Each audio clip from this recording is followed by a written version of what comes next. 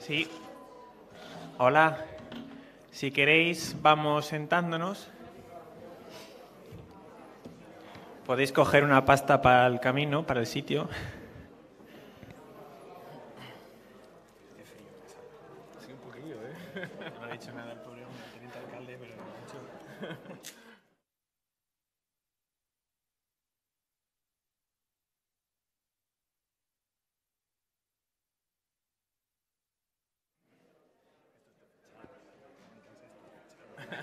Ponernos un poco.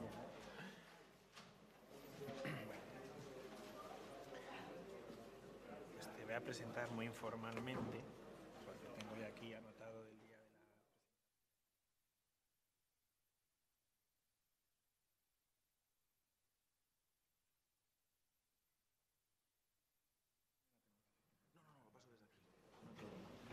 Le tienes que... Bueno, A F5, vale. De acuerdo.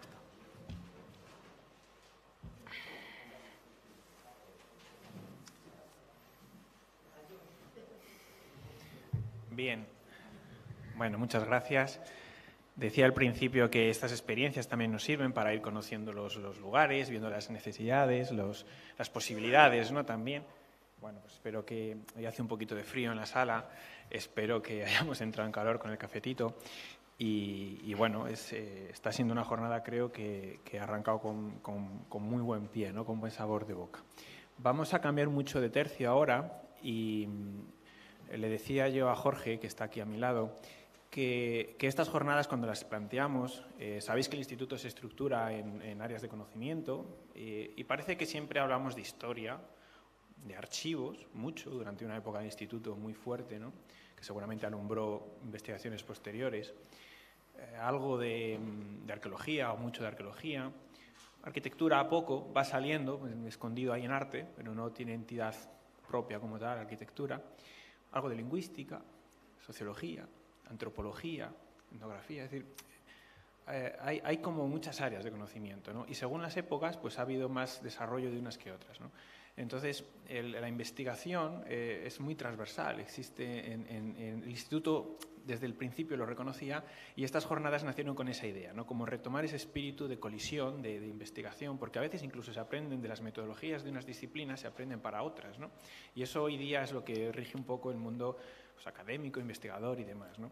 Por eso esta jornada venimos de un tema como el que venimos y cambiamos totalmente de tercio. Y además era obligado, ¿no? Venir a Fuentesauco y no hablar del garbanzo de Fuentesauco, ¿verdad? Es algo como muy, muy importante. Entonces, nos acompaña aquí en la mesa Jorge Poveda Arias, que es un investigador. Él es doctor en agrobiotecnología de la Universidad de Salamanca y doctor en ingeniería de biosistemas por la Universidad de León. A mí me fascina su currículum, lo tienen ahí en el libro. Es uno de esos perfiles abrumadores, ¿no? De una gran capacidad, perdona, de un gran desarrollo y muy joven. Entonces, creemos que bueno, será nos apetece mucho traer estos perfiles también, ¿no? de personas que se van abriendo camino en el mundo docente, en el mundo de la investigación y que pues nos aportan a nuestra provincia, a nuestro instituto, pues otro tipo de visiones, ¿no? más amplias quizás, más globales, ¿no? Él es becado en dos ocasiones, ¿no? El año pasado, hace ya 2 años, ha concluido el año pasado, con la que nos va a presentar ahora sobre el garbanzo de Fuentesauco, y actualmente está cerrando, si no lo he hecho ya, igual me equivoco, la de una que presentó sobre el pimiento de Benavente, ¿no? Entonces, también nos apetecía un poquito explicar esa relación, ¿no? Es decir, cómo desde la investigación o desde las becas del instituto también se puede contribuir a la ciencia, a los laboratorios, a las bueno, a aportar algo, ¿no? También a esto que está en la base de la economía también local, ¿no? De la economía de la provincia. Él, bueno, tiene aquí un currículum impresionante, ha escrito más de 30 artículos científicos, 40 conferencias en congresos científicos nacionales, 7 monografías científicas, bueno, y luego un perfil que nos hace contar aquí, que creo que hoy nos lo va a poder demostrar, que es un gran divulgador, ¿no? Es divulgador científico. Eso también a mí me apetece mucho. Yo vengo del mundo de la arquitectura, que es un mundo entre el arte, la ciencia, se mueve ahí un poquito, y a veces no somos capaces de explicarnos qué es lo que hacemos, ¿no? Parece que es un poco distinto constante, ¿no? Entonces, yo tengo mucha esperanza en esta charla, en esta ponencia, en que nos pueda explicar bien qué es lo que hacen, a qué es lo que dedican y, en el caso concreto del garbanzo de Fuentes-Saúco, qué aporta, ¿no? Qué aporta su investigación o qué puede aportar su investigación, ¿vale? De manera que, Jorge, si quieres, te dejo la palabra y comienza cuando quieras. Vale. ¿Sí? ¿Se me oye? ¿Correcto? Vale, muchas gracias. Bueno, con permiso de Marco y de un poco la organización, yo lo voy a hacer de pie. Gracias también por parte del micrófono. En primer lugar, bueno, agradecer... ¿F5 le puedes dar? F5. Sí. Vale, perfecto. Muchas gracias. En primer lugar, bueno, agradecer al Instituto por haberme invitado para dar esta pequeña conferencia con respecto a la beca que se me concedió en el año 2019. Agradecer a todo el apoyo de la Diputación, al Ayuntamiento de Fuentes-Saúco y sobre todo a todos ustedes pues, por estar aquí interesados por el trabajo. La ponencia que voy a presentarles la he titulado, bueno, lo primero indicar que se realizó gracias a, como ya se ha indicado, a que recibí la beca de investigación Floriano Campo en el año 2019. Y he titulado esta conferencia como Desarrollo de una estrategia de control biológico contra la fusariosis y la rabia del garbanzo de Fuentes-Saúco, indicación geográfica protegida mediante el uso del hongo tricoderma. Parece un poco compleja, pero voy a intentar que sea más cercano todo ello. Bien, en primer lugar, me gustaría introducir lo que es el cultivo de leguminosas dentro de la región de Castilla y León. Y es que esta región destaca por muchas características, por su gran tamaño, por la demografía, por el número de patrimonios de la humanidad que tiene, pero también destaca por su tejido agroalimentario. Y aquí destaca el cultivo de diferentes leguminosas de una grandísima calidad. Seguramente a todos nos suenen el judión de la Granja, el judión de Barco de Ávila, la judía de la Bañeza, una región muy grande, dentro ya de Zamora, pero en Tierra de Campos, que es una comarca, una zona que incluye la provincia de Zamora, León, Palencia y Valladolid, es muy grande, nos encontramos con la lenteja de Tierra de Campos. Y ya al sur de la provincia de Zamora tenemos la guareña, y justo por debajo, como si fueran dos piezas de un mismo puzzle, tenemos la armuña, y es que también tengo que nombrar la armuña porque está aquí presente mi padre, que es nacido armuñés, y tengo que nombrarlo. La armuña la armuña junto con la guareña tienen tres legumbres de una grandísima calidad. En concreto, la armuña tiene la marca de garantía garbanzo pedrosillano y la lenteja de la armuña. Y en concreto, la guareña tiene el denominado como garbanzo de Fuentes-Saúco. El garbanzo de Fuentes-Saúco se cultiva en 15 municipios, en todos los que competen a la comarca de la Guareña, y en otros 7 de Tierra del Vino. Sería más o menos una línea imaginaria por aquí, esto sería Tierra del Vino, y el resto son los 15 municipios de la Guareña. Destacar que el garbanzo de Fuentes-Saúco, la denominación como tal, bueno, la indicación geográfica protegida, de forma preliminar fue concedida en el año 1996 y puede leerse toda la descripción de la misma en el reglamento de la Comisión Europea 510/2006. Simplemente para que se hagan un poco una idea de qué producto estamos hablando, hablamos de un producto de una gran calidad gastronómica que destaca por tres características fundamentales: su gran tamaño, su textura y su sabor sobre el resto de garbanzos de España. Esto le hace tener la indicación geográfica protegida, y pueden ver el garbanzo, y también el sello de Tierra de Sabor, que es el sello de los mejores alimentos dentro de la Comunidad Autónoma de Castilla y León. Bien, debido a todas estas características, cuando solicité el proyecto de investigación para esta beca de investigación, pues decidí centrarme en el garbanzo. Y el siguiente paso, el garbanzo de Fuentes-Saúco. Y el siguiente paso fue intentar identificar qué posibles problemas tiene el garbanzo de Fuentes-Saúco para intentar buscar posibles soluciones. Poniéndome en contacto con la Junta de Castilla y León, con el Servicio Regional de Diagnóstico de Enfermedades y Plagas de los Cultivos, donde tuve la suerte de realizar un periodo formativo en el año 2012, pues les pregunté exactamente qué problemas tenía el garbanzo de Fuentes-Saúco. Y me indicaron que entre el año más o menos 2003 al 2019 había dos enfermedades principalmente que habían afectado a este cultivo. En concreto eran la fusariosis, que les voy a hablar a continuación, y la rabia del garbanzo, que les hablaré en la siguiente diapositiva. En primer lugar tenemos la fusariosis, que es producida por un hongo, que se denomina Fusarium oxysporum, forma especial Kikeri. Este hongo provoca la enfermedad denominada como fusariosis o marchite del garbanzo. Les voy a explicar un poco cómo funciona. El hongo está presente en el suelo y lo que va a hacer es atacar a las raíces, destruir las raíces, ¿vale? Sería esto que vemos aquí, vemos cómo destruye completamente las raíces del garbanzo. Al destruir las raíces, realmente lo que hace es que la planta no pueda absorber ni agua ni nutrientes y por lo tanto muere. Los síntomas que observamos en la planta es esa marchitez. Lo primero es una clorosis, que realmente es una pérdida del verde de la planta, y vemos cómo la planta poco a poco se va secando. Esto sería lo que veríamos en una maceta, ¿vale? Y esto es lo que vemos en el campo. Vemos una marchitez de las plantas, ¿vale? El hongo que está en el suelo acaba con el sistema radicular y por lo tanto termina matando a la planta. Esa es la primera enfermedad. Y luego tenemos la otra, que es la denominada como rabia o tizón del garbanzo, que es producido por un hongo que se denomina Ascochyta rabiei. Este hongo no ataca al suelo, no ataca a las raíces, sino que ataca a la parte aérea de la planta, a las hojas, al tallo, a las silicuas, y provoca este tipo de lesiones que vemos aquí en las hojas, que son como si fuera lluvia, ¿vale? Gotitas que han caído en las hojas, y provoca estas lesiones.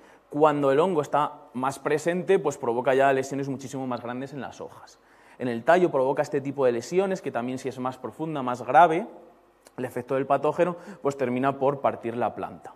Y en la silicua forma estas lesiones. Son lesiones muy características, realmente son las mismas que en el resto de órganos, pero en la silicua se puede observar muy bien cómo son y cómo se pueden diagnosticar, porque son lesiones en forma de anillos concéntricos, como si tirásemos una piedra al agua y salen esos círculos, pues realmente es lo que observamos que produce el hongo en las silicuas. El problema no es que produzca estas lesiones en la parte foliar, en el tallo, en las silicuas, sino que termina afectando a las semillas, que es finalmente lo que se vende. Aquí tenemos dos variedades distintas de garbanzo y las mismas pues afectadas por este hongo. Esto impide totalmente su venta, ¿vale? Su puesta al público. Bien.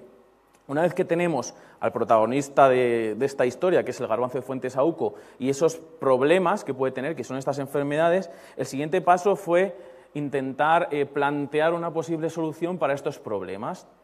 Y para ello yo planteé en el proyecto de investigación que presenté a la beca la utilización de un hongo, que es este que tenemos aquí, puesto que era con el que había trabajado durante varios años. Tricoderma es un género de hongos filamentosos que incluye a diferentes especies que han sido ampliamente estudiadas y utilizadas como agentes de control biológico en agricultura, ¿vale? Tricoderma va a tener diferentes mecanismos de acción por los cuales va a poder ser útil contra estas enfermedades de las que he hablado. Simplemente voy a intentar mostrarles un poco cómo funciona. Tricoderma lo que va a hacer es, esto si fueran las raíces de la planta, ¿vale? Lo que va a hacer es colonizar ese volumen que ocupan las raíces, que se denomina rizosfera, pero no solo va a colonizar el suelo, va a estar presente viviendo en el suelo, en forma como pelusa, ¿no? Viviendo en el suelo, sino que también va a colonizar las raíces de la planta. Y esto es muy importante para el resto de mecanismos del que les voy a hablar a continuación. Cuando un hongo patógeno se acerca a la planta, Tricoderma lo que va a hacer es crecer hacia ese hongo patógeno y enroscarse a su alrededor. En esta fotografía tenemos en blanco, ¿vale? En color más clarito, una hifa, ¿vale? Hifa es la estructura fúngica, simplemente como si fueran microhilos, ¿vale? Tenemos a Tricoderma y vemos cómo se enrosca alrededor de este otro hongo más grueso, más oscuro, que es un hongo patógeno, que a lo mejor si hay aquí algún agricultor le suena un poco más. Este hongo concreto de la fotografía se llama Rhizoctonia solani, ¿vale? Es un hongo también del suelo. Vemos cómo se enrosca a su alrededor y una vez que se ha enroscado forma estas estructuras, se llaman apresorios, que lo que va a hacer es unirse al hongo patógeno y va a actuar como si fuera una sanguijuela, va a absorber todo el contenido del hongo patógeno, va a alimentarse de él y finalmente pues va a terminar matándolo, ¿vale? Eso se denomina micoparasitismo. Al final lo que está haciendo Tricoderma es parasitar a esos hongos patógenos de las plantas. Pero también va a poder realizar este tipo de actividad parásita sobre nematodos. Como vemos aquí, está parasitando un huevo de nematodo, aquí también, este sería esa pelusilla de la que les indico, que es Tricoderma, y aquí juveniles de nematodos. También a los agricultores les sonarán los nematodos, son unos gusanos microscópicos que tienen gran importancia en diferentes cultivos porque atacan a cultivos de gran importancia. Bien, esto como primer mecanismo, el micoparasitismo, pero Tricoderma también va a tener otra serie de mecanismos. Va a ser capaz de producir diferentes compuestos. Esto lo van a entender con el símil de, todos tenemos en mente cómo se descubrió la penicilina por Fleming. Fleming estaba, bueno, aprovecho que tengo aquí unas placas de cultivo. Fleming estaba cultivando una bacteria, ¿vale? Ahora mismo no sabría decirles cuál, y cerró las placas del cultivo y al cabo de unos días vio que esa placa se había contaminado, ¿vale? Al abrirla, pues había caído una espora de un hongo que está en el aire, o sea, están continuamente en el aire, ¿vale? Había caído y había impedido que su bacteria creciese. Gracias a eso, ese hongo que había caído ahí era Penicillium, y gracias a eso, pues Fleming fue capaz de describir la penicilina, que es con lo que se han desarrollado los antibióticos a día de hoy. De forma similar es como va a actuar Tricoderma. Tricoderma va a producir una serie de compuestos antibióticos, antifúngicos, que va a liberar en el suelo y van a inhibir el crecimiento de esos microorganismos patógenos en el suelo. Pero además, Tricoderma, como les he dicho, coloniza la rizosfera, está presente en la rizosfera. Si yo estoy presente aquí, no puede haber otra persona en el mismo sitio en el que yo estoy. Por lo tanto, otro mecanismo de acción que también va a tener este hongo es la competencia por el espacio y por los nutrientes. Si Tricoderma coloniza la raíz, en el mismo lugar donde está Tricoderma no puede estar otro hongo patógeno y colonizar la raíz y atacarla, ¿vale? Esos son los tres mecanismos por los cuales va a funcionar: parasitismo, producción de compuestos químicos y competencia. Eso de forma directa. Pero de forma directa, Tricoderma también va a ser capaz de promover el crecimiento vegetal. Perdonen si a veces paro para beber un poco de agua. En esta fotografía tenemos de nuevo una placa, más o menos como sería esto, una placa de cultivo, donde está creciendo una planta. Esta planta se denomina Arabidopsis thaliana, es una planta muy utilizada en investigación en laboratorio, porque es una planta muy pequeñita, muy controlada y muy estudiada a nivel genético. Vemos cómo cuando está en contacto con diferentes especies de Tricoderma, tenemos Tricoderma virens, Tricoderma troviride, la planta crece más. Vemos cómo tiene más desarrolladas las raíces y las hojas. Es capaz de promover el crecimiento de las plantas. ¿Cómo lo hace? Facilitándoles nutrientes y produciendo hormonas relacionadas con crecimiento. Se denominan auxinas y citoquininas. Pero va a tener otra serie de mecanismos muy interesantes para su utilización en la agricultura. En esta fotografía tenemos hojas de tomate y en la izquierda estas hojas han sido infectadas por un hongo patógeno que se denomina Botrytis cinerea. Seguramente también, si hay algún agricultor en la sala, les sonará porque ataca de forma muy incisiva a la vid, al racimo, pero todos somos plenamente conocedores de este hongo. Cuando tenemos fresas en casa y las dejamos que se pasen un tiempo, ese moho gris que sale en las fresas, eso es Botrytis, ¿vale? Ese es este hongo. En el caso de las hojas del tomate, lo que produce este hongo son estas lesiones de tejido muerto. Tenemos una planta infectada con el hongo y vemos el efecto que tiene. Cuando esa misma planta de tomate presenta Tricoderma en las raíces, ha colonizado las raíces y está presente en el suelo, Tricoderma actúa como una vacuna. La planta reconoce a Tricoderma y activa sus respuestas defensivas en la parte aérea. Realmente es como una vacuna vegetal, ¿vale? Y vemos el efecto que tiene, cómo se ve reducido el efecto que tiene el patógeno en esa planta, porque Tricoderma ha activado las respuestas defensivas de la planta. Esto es muy importante porque parte de la investigación que os voy a presentar a continuación también se basa precisamente en eso, en intentar utilizar a este hongo como una vacuna en plantas, ¿vale? Y por último, Tricoderma también va a ser capaz de aumentar la tolerancia de las plantas frente a estreses de carácter abiótico. Este tipo de estreses incluyen sequía, salinidad, altas, bajas temperaturas. Aquí tenemos un ejemplo del efecto que tiene el frío, ¿vale?, sobre una planta de tomate. Esto sería el control en una temperatura normal y aquí tenemos el efecto que tiene el frío. Cuando esta planta de tomate tiene en sus raíces Tricoderma, vemos cómo el efecto que tiene el frío es significativamente menor. También es capaz de aumentar la tolerancia de las plantas frente a este tipo de estreses. Bien, una vez les he presentado todos los protagonistas de la historia, el garbanzo de Fuentesabuco como eje central, los dos problemas, la fusariosis, la rabia y esa posible solución que es Tricoderma, Los objetivos que se intentaron plantear en este trabajo de investigación fueron utilizar diferentes especies de tricoderma para reducir los efectos perjudiciales que tienen esas enfermedades sobre el cultivo del garbanzo de Fuentesaúco. Y para ello se plantean diferentes mecanismos, la acción directa del hongo, nosotros aplicamos tricoderma en las raíces y vemos si es capaz de atacar a esos hongos patógenos y reducir el efecto, pero también su efecto como vacuna vegetal. Aplicamos tricoderma en las raíces y vemos si es capaz de activar las respuestas defensivas, que esto se denomina priming, frente al futuro ataque de esos patógenos.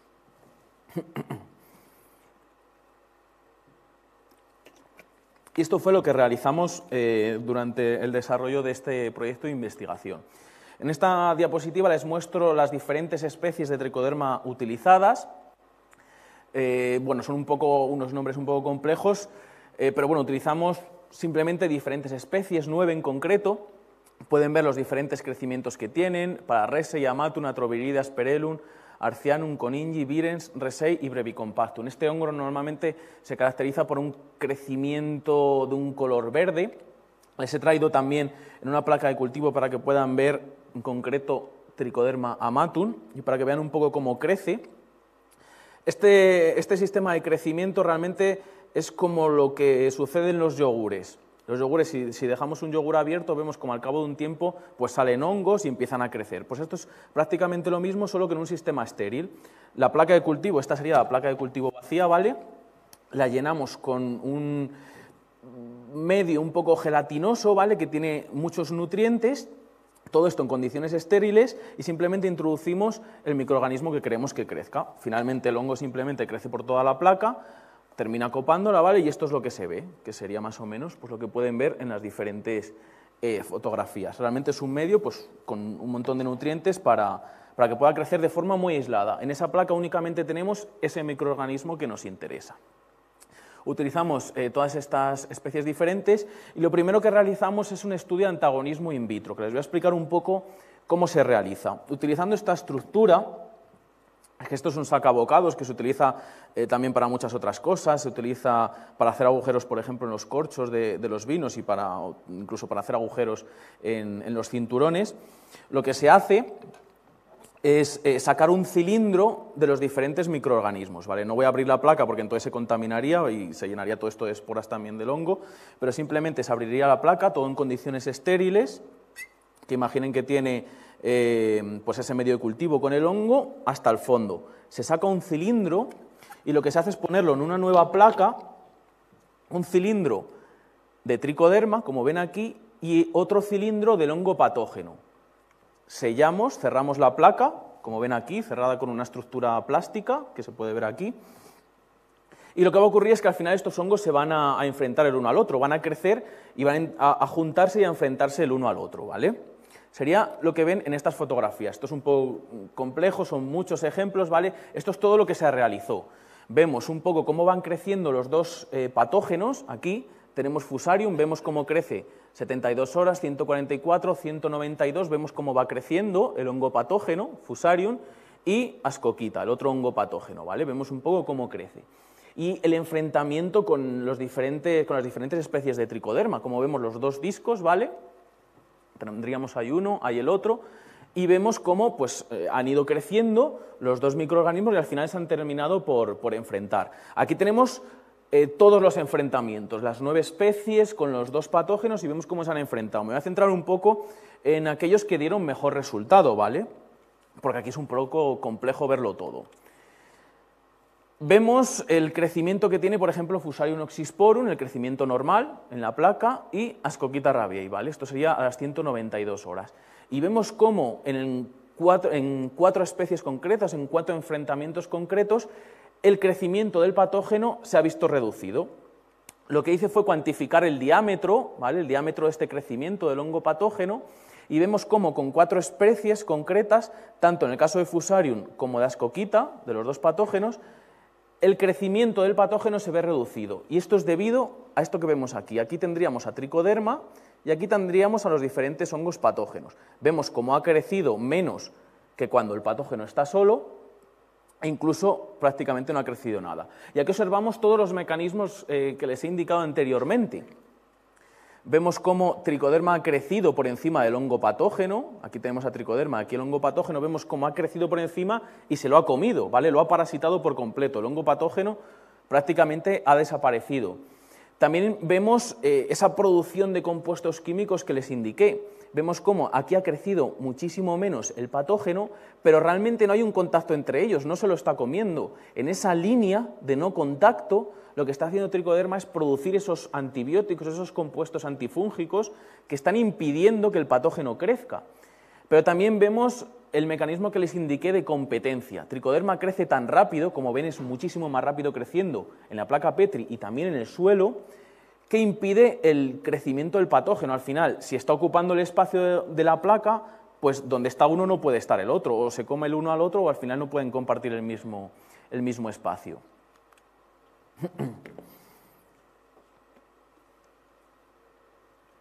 Bien, esto es lo que sucede en un sistema totalmente cerrado. Como ya he explicado, al final es simplemente esto, una placa de cultivo, y aquí es donde se hace todo. Pero realmente esto puede estar muy alejado de la realidad. Les voy a intentar poner un poco una comparación que puede ser no muy acertada, pero para que vean exactamente lo que pretendo mostrarles. Si nosotros tenemos dos perros y los encerramos en una jaula muy pequeñita, sin darles de comer, pues seguramente en pocos días un perro haya matado al otro y se lo termine comiendo, ¿vale? Esto un poco como una metáfora para que se hagan a la idea. Pues esto es realmente lo que estamos haciendo aquí.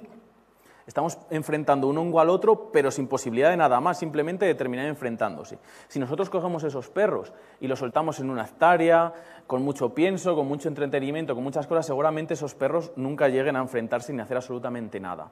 Es exactamente eso mismo. No es lo mismo tener estos dos hongos en un sistema cerrado, ¿vale? En una jaula donde para poder sobrevivir se van a tener que enfrentar el uno al otro sí o sí, a tenerlos en el campo, ¿vale? O a tenerlos en una planta donde hay otros microorganismos, hoy llueve, mañana no, las condiciones son totalmente diferentes, ¿vale? Ahí puede ser el comportamiento totalmente diferente. El siguiente paso, por lo tanto, fue realizar este tipo de estudio en plantas de garbanzo de Fuentesaúco como tal. ¿Qué es lo que hicimos? Coger suelo de Fuentesaúco, se esterilizó, ¿vale? Para eliminar todos los microorganismos que pueda haber presentes, se esterilizó sometiendo ese suelo a 120 grados centígrados durante 20 minutos 3 veces, ¿vale? Y también se cogieron semillas de garbanzo de Fuentesaúco, se esterilizaron superficialmente. Esto se hace, no se mata la semilla, ¿vale? Es como un lavado superficial. Lo que se hace es lavar con etanol al 75% y con lejía durante unos minutos. Se elimina todos los microorganismos que hay por fuera del garbanzo y al final tenemos semilla limpia, estéril, y el suelo totalmente estéril, ¿vale? Unas condiciones totalmente controladas, donde lo único que vamos a introducir en el sistema es lo que nosotros queremos. Dejamos a la planta crecer durante 2 semanas y aplicamos las diferentes especies de tricoderma, en concreto las 4 que nos habían dado buenos resultados, ¿vale? Una concentración concreta de esporas, tampoco hace falta entrar en ello. ¿Qué hicimos posteriormente? Aplicar los diferentes patógenos. En primer lugar, Fusarium, ¿vale? Una semana después de haber aplicado tricoderma, que lo que se hace es, tenemos el garbanzo creciendo en la maceta, aplicamos tricoderma. Que crezca, que se desarrolle, que colonice las raíces. Una semana después apliqué Fusarium y vemos qué es lo que pasa. Vemos cómo a las 2 semanas, que es cuando se recogieron los resultados, tenemos plantas en las cuales hemos inoculado 2 especies concretas de tricoderma, Tricoderma troveride y Tricoderma coningi, donde estas plantas crecen más, son menos afectadas por el patógeno, que es esto que veríamos aquí. Cuanto más le afecta el patógeno, la planta muere, la planta crece menos, ¿vale? Pero también esto lo podemos ver por el grado de afectación. Lo que yo hice fue, donde acaba la planta, ¿vale? Donde acaba el tallo y donde empiezan las raíces, eso se denomina el cuello de la planta. Termina el tallo y empiezan las raíces. Yo ahí realicé un corte transversal y es esto que pueden ver en estas fotografías. Aquí tenemos la planta de garbanzo de Fuentesaúco afectada por Fusarium, ¿vale? Ha sido infectada, y vemos el aspecto que tiene la planta.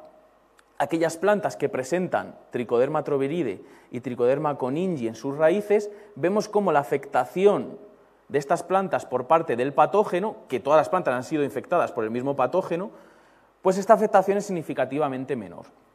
Les muestro estos resultados de crecimiento de la planta, de afectación, porque creo que son más sencillos de comprender, pero también debo indicarles que se realizaron otras pruebas para comprobar que realmente estaba ocurriendo esa disminución de la enfermedad gracias a la aplicación de este microorganismo beneficioso. Se realizaron pruebas de viabilidad tisular, donde se analiza el número de células vivas, que es un poco más complejo, de producción de ROS. ROS son especies reactivas de oxígeno, al final es un síntoma de estrés, ¿vale? Se cuantificó también el síntoma de estrés y también cuantificamos cuánto hongo patógeno había en estas raíces. Un sistema de, bueno, simplemente cuánto patógeno ha colonizado por unidad de tejido. Esto es un poco más complejo, pero simplemente para que entiendan, donde se puede ver simple es con estas dos especies una reducción del efecto dañino que tiene el patógeno.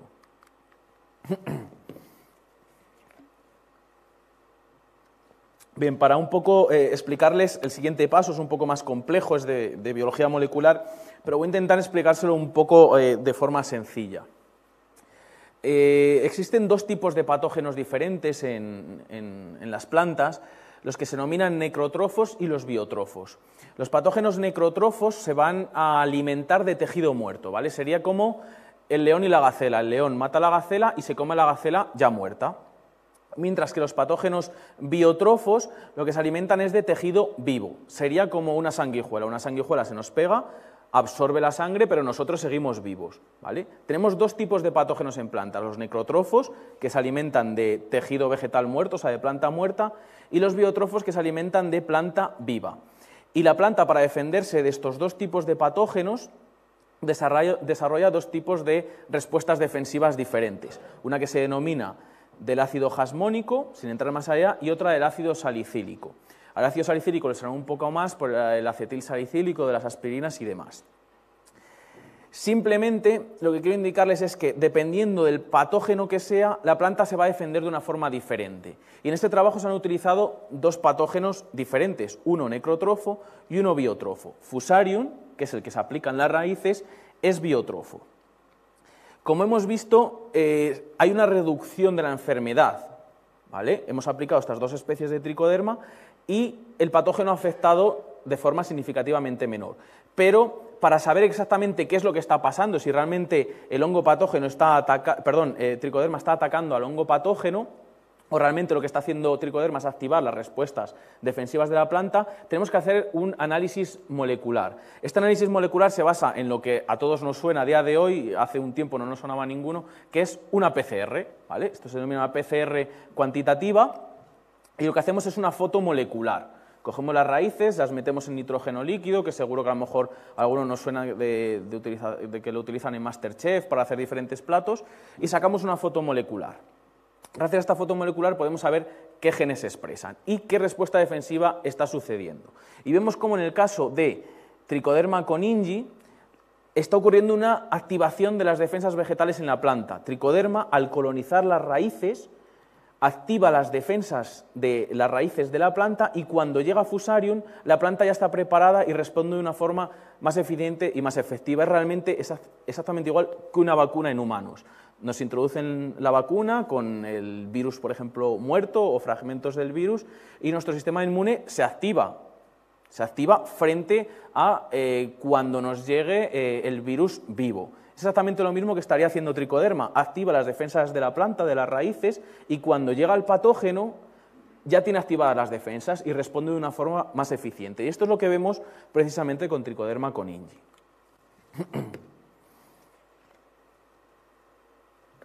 Bien, eso es lo que realizamos en el caso de Fusarium, que es ese patógeno que destruye las raíces de garbanzo de fuente de saúco.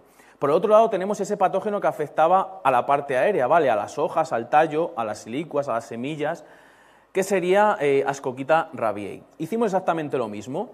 Tenemos las plantas de garbanzo, aplicamos Trichoderma, colonizó las raíces, pero en este caso este patógeno no lo aplicamos en las raíces, sino que lo aplicamos en la parte aérea. Cogemos las plantas, las metimos en una solución con esporas y las sacamos. Aquí lo que medimos fue también el crecimiento de la planta, que no tiene ningún efecto, ¿vale? Pero sí que tiene un efecto en el porcentaje de hojas infectadas. Vemos una planta control, ¿vale? Sin tricoderma en sus raíces, vemos el efecto, no sé si pueden verlo, el efecto que tiene el patógeno con esas hojas cloróticas, esas hojas dañadas, ¿vale? Y cómo aquellas plantas que presentan, en concreto, Trichoderma coningi y Trichoderma arcianum en sus raíces, pues el efecto que ha tenido el patógeno es menor. En este caso, únicamente existe un mecanismo de acción. Trichoderma está colonizando las raíces y está activando las respuestas defensivas de la planta, puesto que no hay un contacto directo entre los dos microorganismos. Trichoderma está en las raíces y el patógeno está en las hojas, no están interaccionando directamente. Únicamente puede haber una activación de las defensas desde las raíces hasta las hojas. De nuevo, indicarles que también se realizaron otra serie de pruebas, las cuales es un poco a lo mejor complejo de demostrarles, sobre todo, al final los resultados son exactamente los mismos, una reducción de la enfermedad, pero son mucho más complejas a lo mejor de entender y de acercar. Simplemente indicarles, de nuevo con una diapositiva de análisis de expresión de genes, ¿vale? Que suena un poco complejo, que se vio esa activación de una respuesta defensiva por parte de ambos hongos, de Trichoderma arcianum y de Trichoderma coningi, precisamente aquella respuesta defensiva específica frente a ese tipo de patógenos necrotrofos, ¿vale? Que es lo que es ascoquita. Por último, otro ensayo que también se realizó, puesto que al final estamos tratando con un cultivo, ¿vale? Lo que nos interesa es la productividad del cultivo.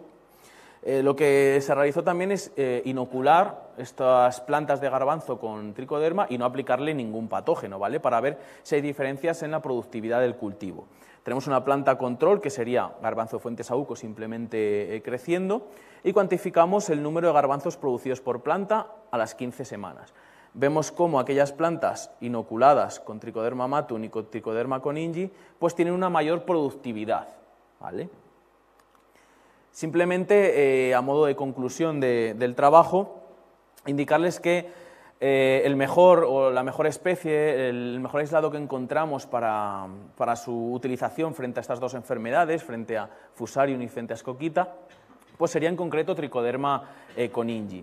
También es de destacar que otras especies, como son Amatum, Atroviride, Arcianum, son capaces de actuar frente a ambas enfermedades, incluso de aumentar la productividad del cultivo, pero es únicamente Trichoderma coningi el cual aumenta la productividad del cultivo y a su vez actúa contra estos patógenos mediante los diferentes mecanismos que les he mostrado, tanto parasitándolo de forma directa como activando las defensas de la planta, actuando como una vacuna.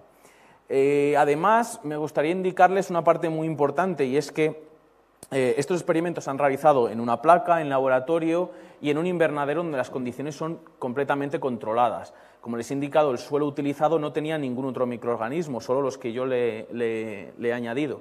La temperatura, la humedad e incluso la luz se puede controlar en un invernadero. Todas las condiciones son muy controladas y que esto no tiene nada que ver con lo que podríamos encontrarnos en campo. En campo, como les he dicho, hoy llueve, mañana no, hoy hace mucho calor, al día siguiente hiela. Las condiciones ambientales son muy diferentes y el suelo ya tiene un montón de microorganismos. Por lo tanto, el efecto que puede tener la aplicación de estos hongos en ese suelo no tiene por qué ser exactamente la misma que yo he podido observar en las condiciones controladas de un invernadero. Por lo tanto, para poder concluir realmente que utilizando estos hongos en campo funcionasen, lo que hay que hacer son pruebas en campo y ver si realmente van a ser útiles, ¿vale? Sería el siguiente paso de esta investigación. Simplemente, un poco para finalizar la conferencia, indicarles que este trabajo pues será publicado, espero, en el próximo anuario del año 2021, que saldrá pues el próximo año 2022, imagino que a principios, no sé exactamente qué mes. Parte de estos resultados en un formato que creo que es muy accesible. He intentado ser lo más cercano posible. Como les he dicho, al final son muchos análisis bioquímicos, celulares, moleculares, que pueden ser un poco complejos de entender. Intento acercarlos de la forma más simple. Y también indicarles algo que creo que es muy importante que salió de este trabajo, y es que también parte de estos resultados se publicaron en este artículo científico que pueden ver aquí, en la revista European Journal of Plant Pathology. Es una de las revistas más prestigiosas en el área. La clasificación de artículos científicos se realiza por cuartiles. Esto sería del cuartil 1, o sea, de lo más elevado, ¿vale? Y eso fue gracias a esta beca. Toda esa investigación se ha realizado gracias a esta beca. Y nos dio la posibilidad de publicar un artículo dentro de esta revista. Y esto es muy importante, no solo para dar visibilidad a estas becas, puesto que en el artículo se indica perfectamente que la investigación ha sido sufragada con el dinero de esa beca, sino también para dar a conocer a nivel internacional, en una revista del más alto impacto dentro del área de agricultura internacional, dar conocimiento de que se realizan investigaciones con el garbanzo de Fuentesauco y la indicación geográfica protegida del garbanzo de Fuentesauco, que lo indica el propio título. Esto da visibilidad a realmente pues, este tipo de marcas de garantía que tenemos en concreto en la provincia de Zamora e incluso en la región de Castilla y León, la comunidad autónoma. Hubo diferentes medios de comunicación que se hicieron eco, también gracias a la labor del Instituto y a la ayuda de la Diputación de Zamora, pues que se hicieron eco de la publicación de este artículo y de lo que eso supone. Sobre todo, lo que es interesante es que se acerque a la sociedad, que al final es la que también permite este tipo de investigaciones, que se acerque, pues que se realizan este tipo de estudios más centrados en zonas concretas y en productos de interés para, en concreto, los zamoranos, porque no debemos de olvidar que el garbanzo de Fuentesauco, a pesar de ser pues un producto, un cultivo agronómico, ¿no?, y un producto gastronómico, también es un símbolo, ¿vale?, para los zamoranos, como el resto de indicaciones geográficas protegidas de la provincia. Simplemente, ya para finalizar, dar las gracias de nuevo a la organización, a la Diputación por permitir económicamente el desarrollo de estas actividades y a todos ustedes por su atención. Espero haber sido lo más cercano posible. Sé que hay veces que puedo no darme cuenta de la dificultad que tienen a lo mejor algunos de los conceptos, pero siempre intento acercarlos de la forma más clara y más accesible. Muchísimas gracias.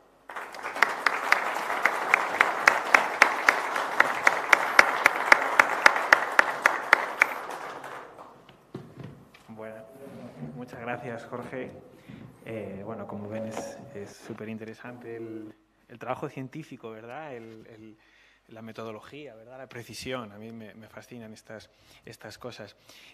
Bueno, iba a decir una cosilla, pero yo creo que vamos a subir. Sergio, no sé dónde estás, porque como vamos a abrir un pequeño coloquio, así cualquier comentario que hagamos a partir de ahora. Olga, sí, también. Subid con cuidado, eso sí, porque de barandilla.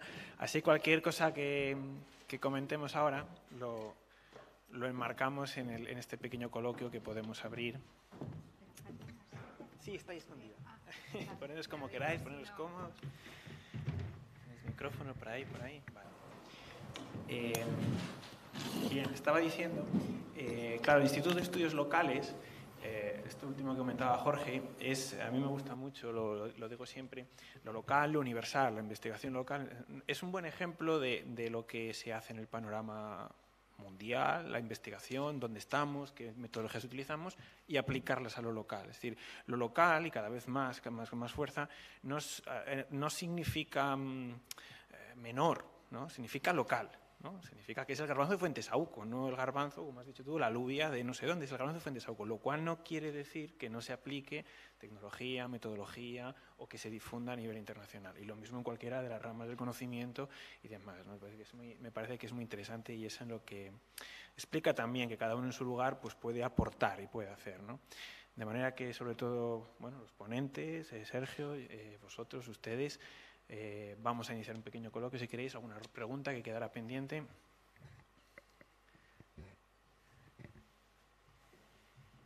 Venga, animaros a comentar algo.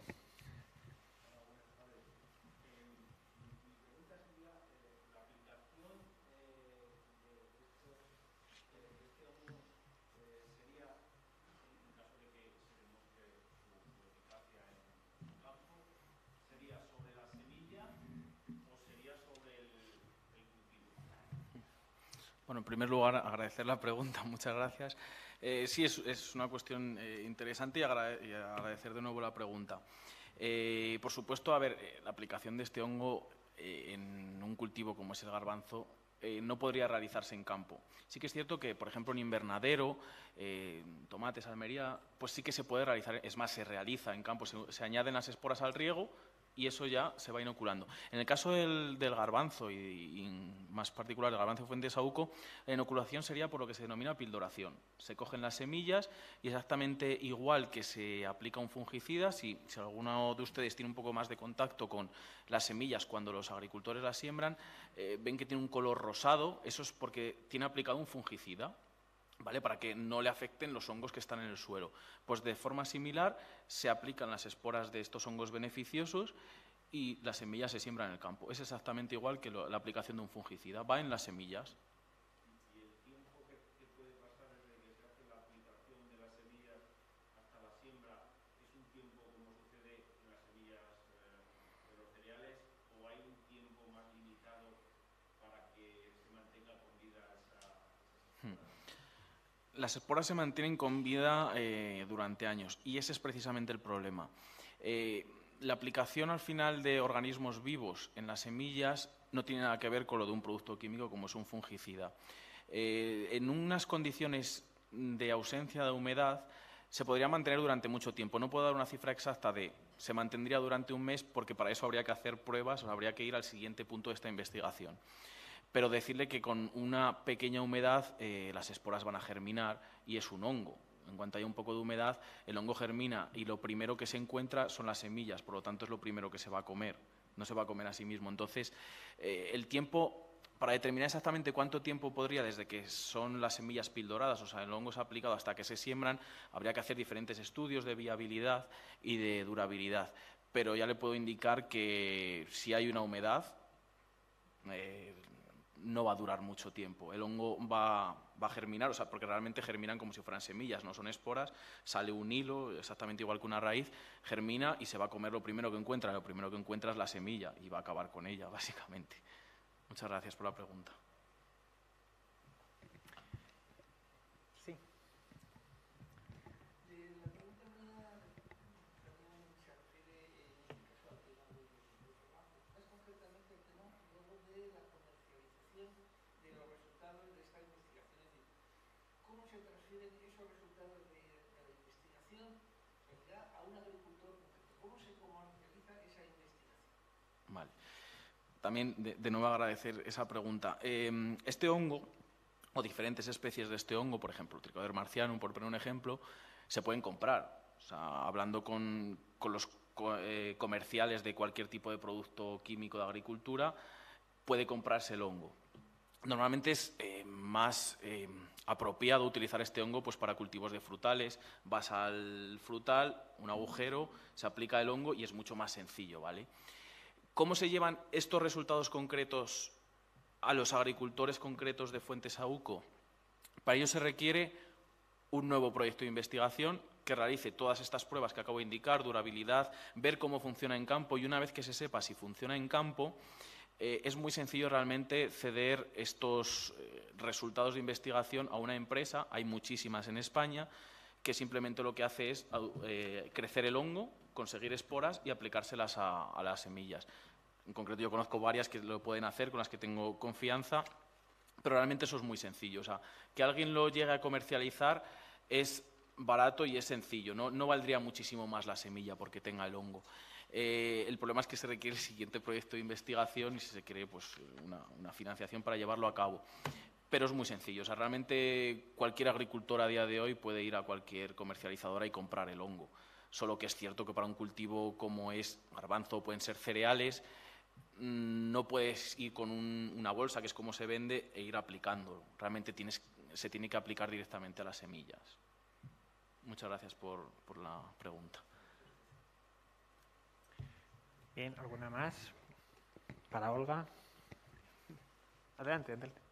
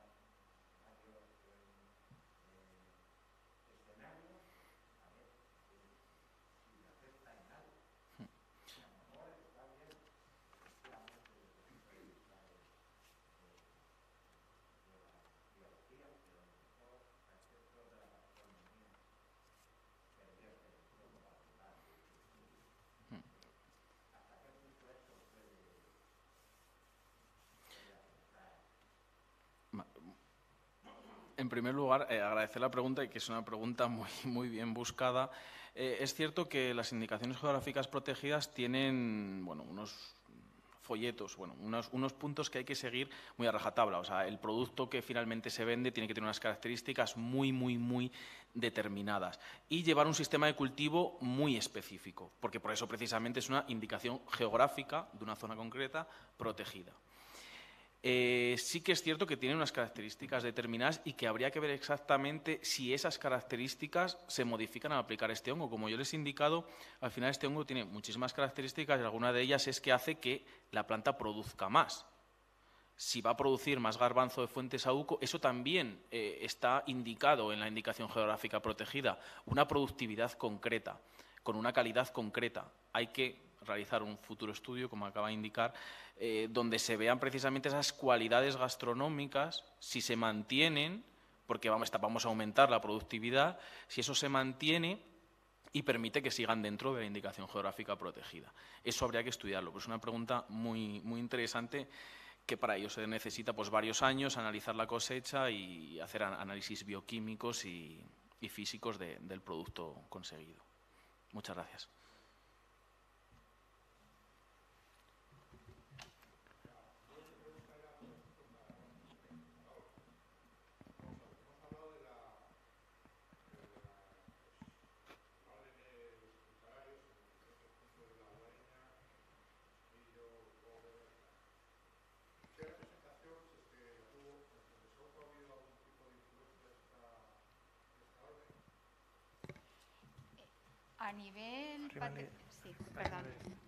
A nivel patrimonial no.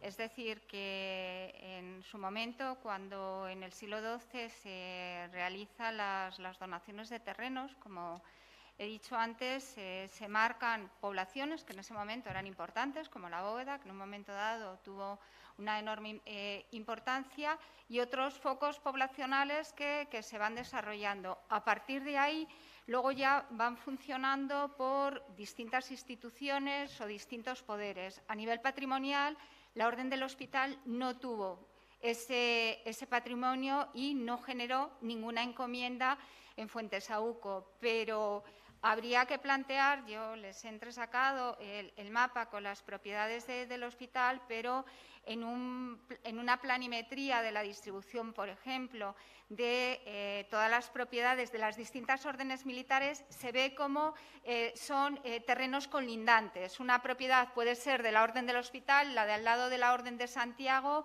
etcétera. Y un poco lo que ocurre es que eso es lo que va distribuyendo, y lo que les decía o intentaba significar es que cuando el hospital hereda los bienes de la Orden del Sepulcro, que no son construidos por ella, pero son heredados por ella, al final es un patrimonio muy similar, porque como son instituciones parecidas que cohabitan, que construyen en fechas parecidas, pues adoptan similares modos, similares tipologías. No hay una diferencia, y eso, bueno, pues también ha formado parte o ha determinado ese, entre comillas, olvido, ¿no? Pero a nivel patrimonial no está documentada. Gracias.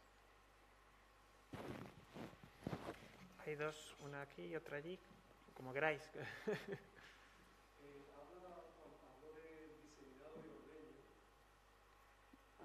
¿Del despoblado? No, perdona, no te he oído. No, lo que... ay, disculpe, perdone, termine la pregunta.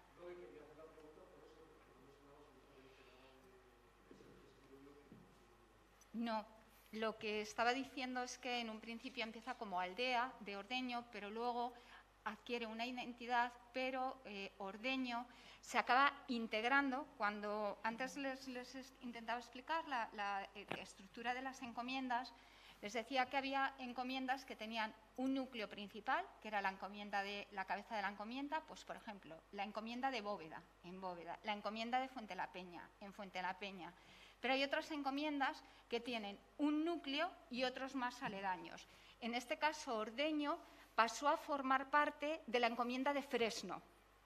Y, por lo tanto, la documentación acaba estando dentro de la encomienda de Fresno.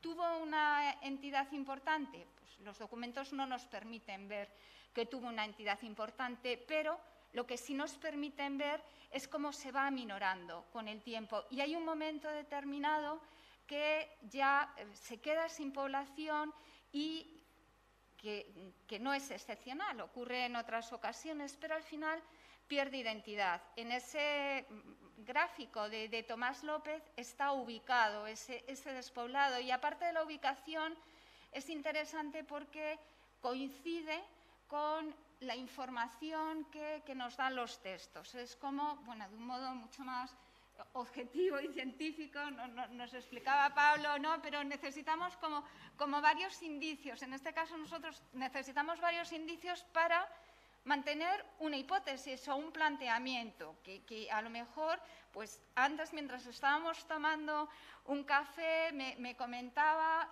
una arqueóloga, que disculpa, he olvidado, Hortensia, yo creo, que he leído sus textos y he trabajado, y me decía, mira, has dicho que en la bóveda no quedan, ha desaparecido todo el circuito de murallas, todas las tapias, como dice la documentación, pero en terrenos particulares quedan algunos fragmentos de esas tapias. Pues yo no lo vi y no lo conocía. Digo, es que es fundamental porque el intercambio de opiniones y los nuevos estudios, bueno, pues determinan que pulas determinados argumentos y nuevamente necesitamos más indicios para ellos. Pero en este caso, sí, o sea, efectivamente es uno de los destinos, y Ordeño acaba fusionándose en la encomienda de Fresno, efectivamente.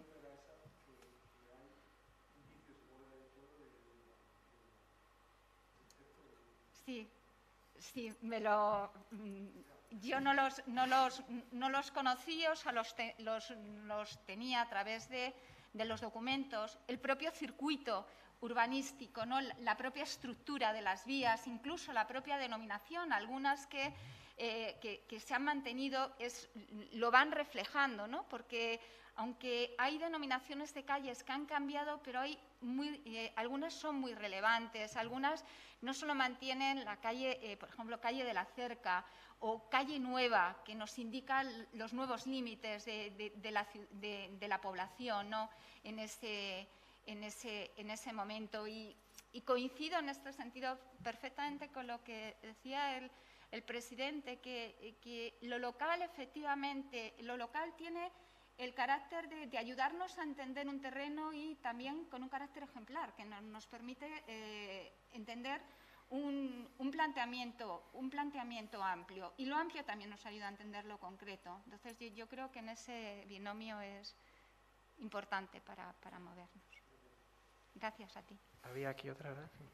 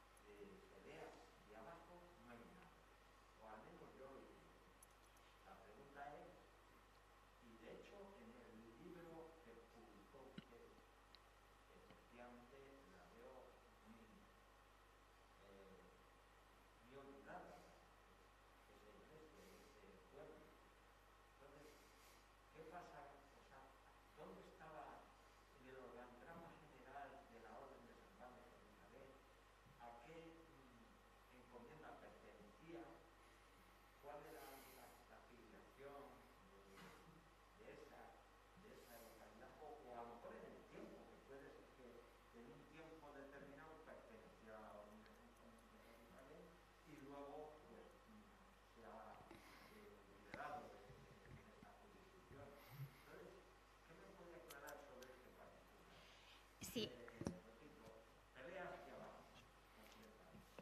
Sí, dos cosas. En ocasiones...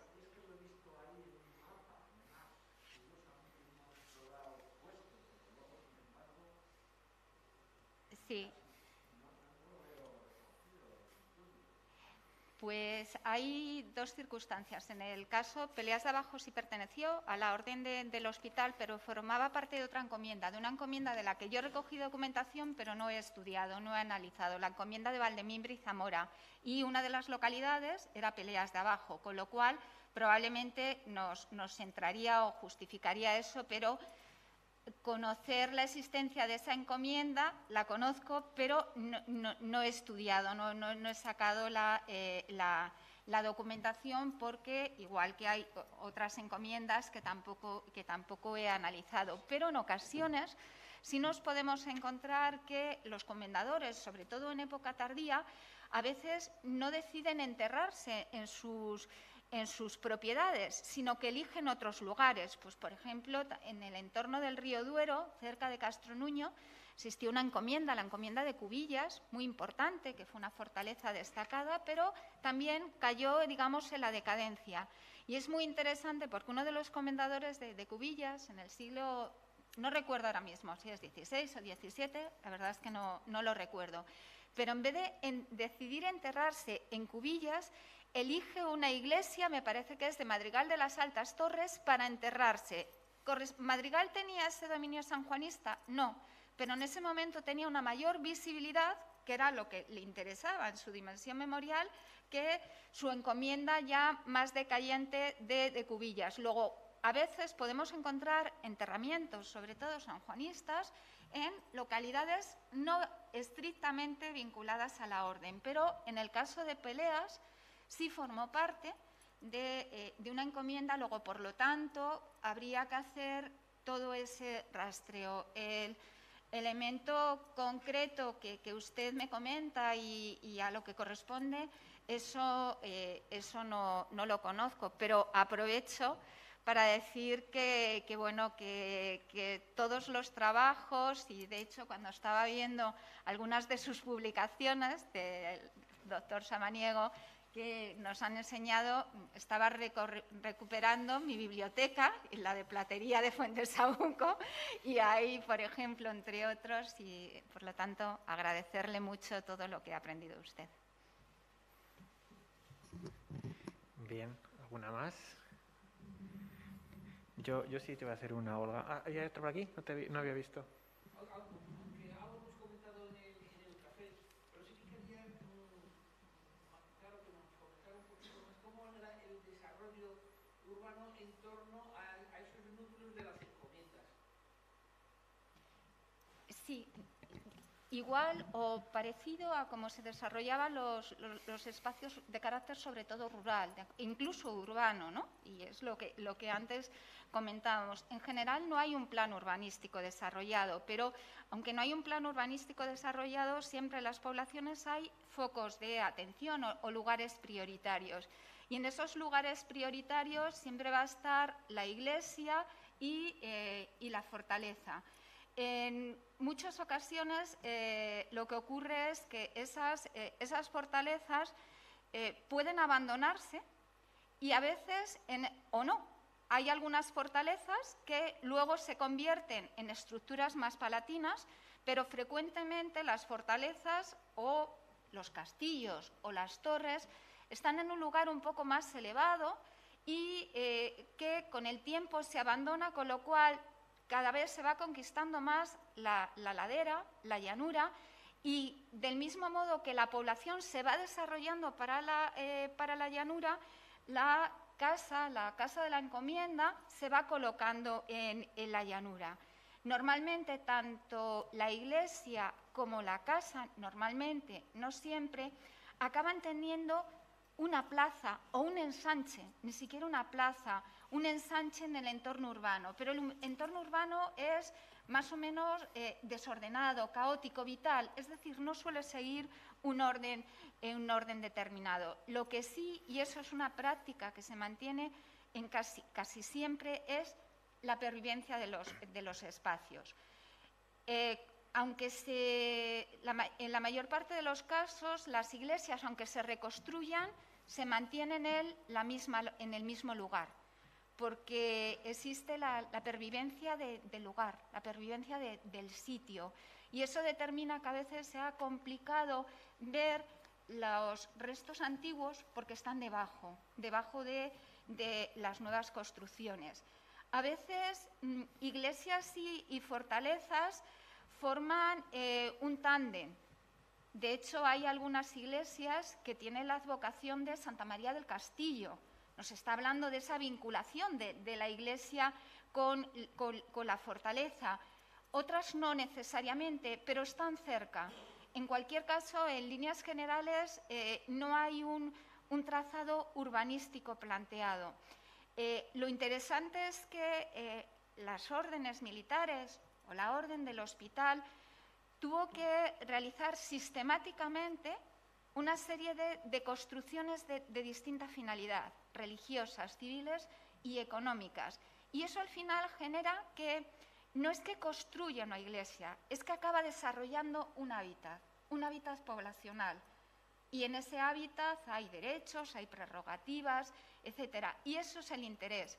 Con lo cual, a nivel cuantitativo, fue muy importante, porque el desarrollo de esas actividades, ¿a qué contribuye?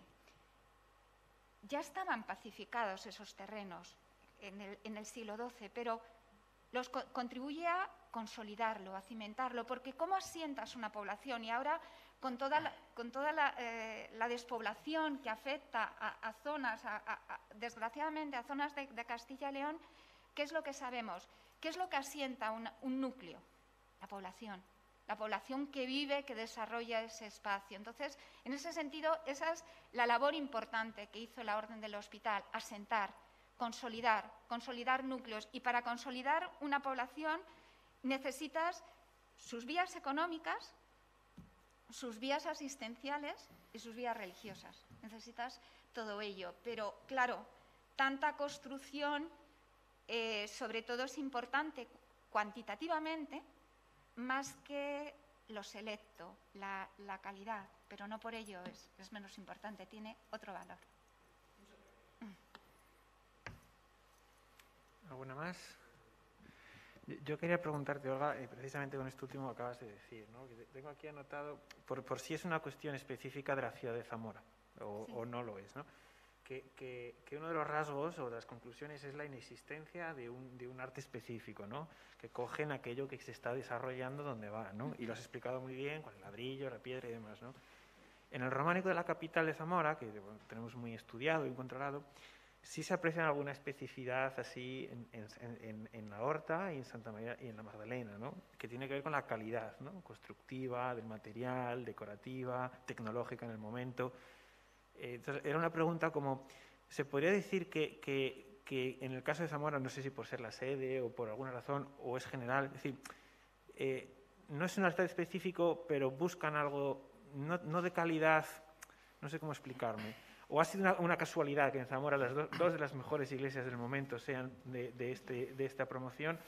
Porque la del Sepulcro, por ejemplo, no lo es. No. Constructivamente es igual, pero no tiene nada que ver. No.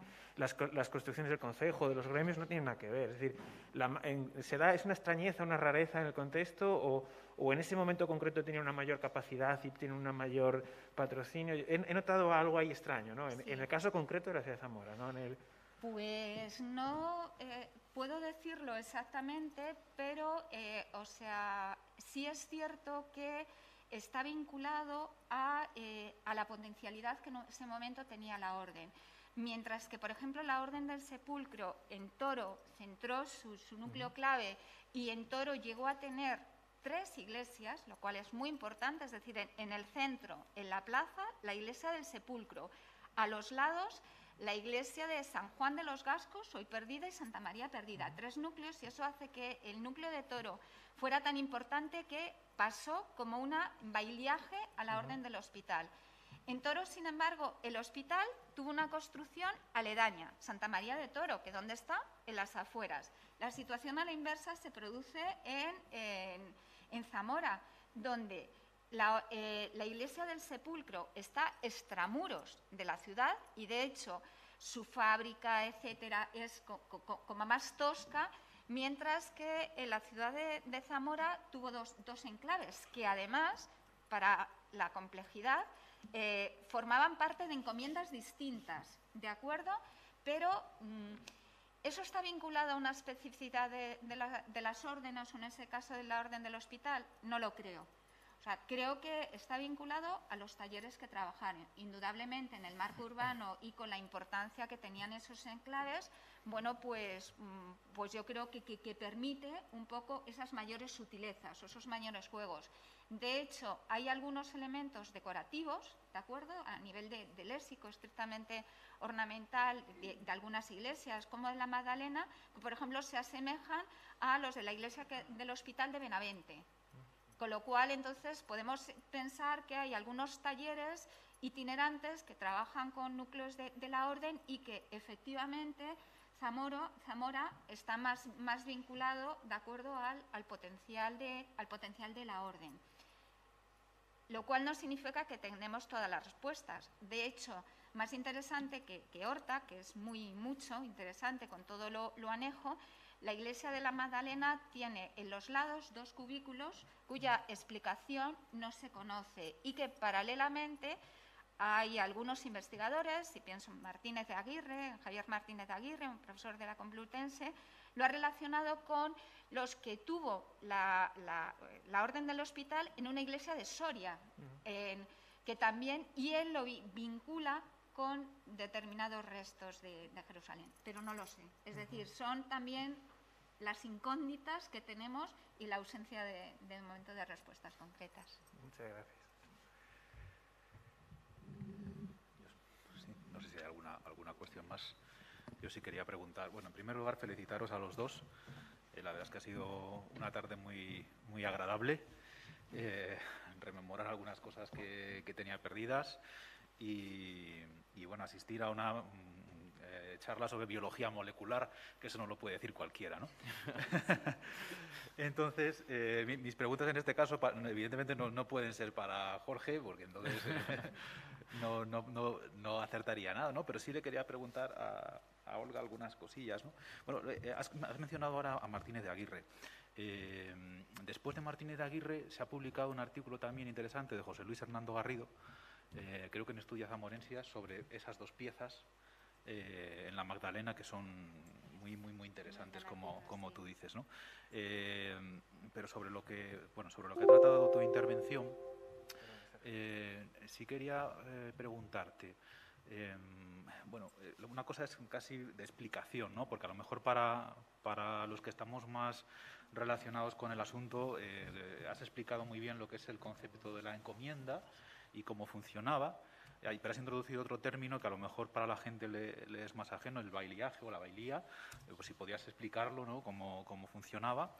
Y luego, otra cuestión, es en esta transferencia que has mencionado, conocida, de cuando una orden hereda las propiedades, las iglesias y demás de la anterior, eso supone, más allá de quizá cambiar o modificar los elementos heráldicos, ¿tienes noticia de que suponga algo más sobre esos edificios? Sí. En principio, un bailiaje es como una estructura superior a una encomienda. Es decir, normalmente hay todo como una jerarquía, ¿vale? Y el bailiaje normalmente lo que hace es agrupar varias encomiendas. Luego, por lo tanto, un bailío, a priori, pues tiene una categoría superior a un comendador. Pero eso parece que estaba más asentado en la orden del sepulcro, no tenemos tantos casos en la orden del hospital, y lo que parece es que cuando la orden del hospital asume esa zona territorial de Toro del sepulcro, asume la denominación, porque no parece que tenga el bailiaje de Toro, que tenga una entidad, digamos, superior a otras encomiendas. Es decir, asume esa herencia y parece que asume esa denominación, y con esa denominación, de facto, ¿qué es lo que están reconociendo? El poder que el sepulcro tenía en Toro. ¿Cómo se produce esa integración? Pues yo creo que es un poco lo que tú muy bien has dicho. Es decir, más o menos los templos, las soluciones son parecidas, se integran. Eso sí, lo que se produce siempre que se producen integraciones, bueno, pues no son integraciones al 100%, ¿no? Entonces, hay algunos elementos del sepulcro mantienen su identidad, iglesias se incorporan en encomienda y otras acaban desapareciendo, ¿no? Pero yo creo que más allá de volver a colocar sus rasgos de identidad, poquito más. Eso sí, el sepulcro en general mantuvo este tipo de tipologías. Muy pocas tienen esa denominación de circular. Y es importante indicar eso porque luego hay toda una tradición que dice que esas iglesias circulares están vinculadas a los templarios y a la Orden del Temple, y la documentación nos dice que no, que estaban vinculados a la Orden del Sepulcro con esa relación, con esa evocación de la Anastasis de Jerusalén y de diseños de carácter circular, pero poco más. Gracias. Bien, pues yo creo que vamos a cerrar la jornada, estamos ya en tiempo. Agradecer a los dos ponentes invitados de hoy su disposición, su participación, su bien hacer, lo bien que se explican y bueno, su presencia aquí, y agradecer a todos vosotros, a todos ustedes el haber venido. Espero que haya sido una jornada fructífera, que sirva. Y quizás, no sé, Sergio, si os recuerdo, yo tengo aquí algunas cosillas para mañana, la jornada, que tendremos a Santiago Samaniego también explicándonos cosas como cronista de Fuentes-Saúco y como gran conocedor de esta comarca y esta tierra y gran investigador. También Sergio estará por allí también haciendo algunos comentarios, y todos ustedes, por supuesto, buscamos que sea una jornada práctica, digamos, dinámica, ¿no? Que no sea una... Entonces hay que intervenir, hay que participar y preguntar y conocer, ¿verdad? Voy a recordar aquí que tenemos anotado por el tema del autobús, los que vayáis a venir en autobús, que sale, no lo encuentro ahora, está por aquí puesto en los papeles, lo tenéis documentado, a las 10, hemos quedado a las 10 aquí en el teatro para salir. Creo que lloverá, no sé si todo el día o una parte del día o un poco, por tanto vamos a llevar paraguas, vamos a ir abrigados y vamos a ir encontrando refugio en los distintos lugares, sobre todo iglesias y lugares que vamos a visitar, de manera que vamos a hacer una jornada dinámica, ¿no? Gracias a todos ustedes por venir. Cualquier duda, cualquier cuestión que tengamos, pues tanto con Maite, con nosotros, estamos por aquí. Y bueno, que les haya gustado y continuamos. Muchas gracias. Gracias.